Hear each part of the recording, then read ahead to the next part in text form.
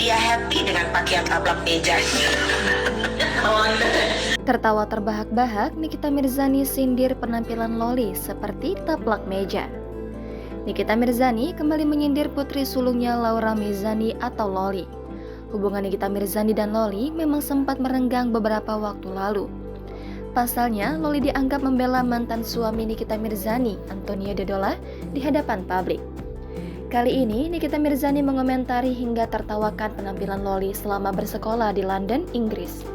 Menurut Nikita Mirzani, kini Loli memakai pakaian seperti taplak meja hingga membuatnya geli. Hal tersebut diungkap Nikita Mirzani saat melakukan siaran langsung di Instagram pribadinya beberapa waktu lalu. Nikita Mirzani mengaku bukan hanya dirinya yang geli melihat penampilan Loli, namun juga sang asisten.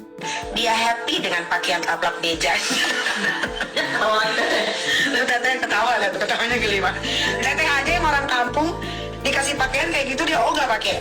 Usai mengomentari pakaian Loli, Nikita Mirzani juga menyoroti kalung yang dikenakan sang putri. Pasalnya, Loli menyebut bahwa kalung tersebut merupakan kalung berlian. Akan tetapi, Nikita Mirzani pun membantah hal itu.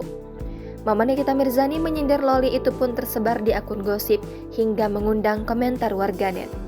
Warganet justru tak habis pikir dengan sikap Nikita Mirzani yang berkomentar pedas terhadap anaknya sendiri.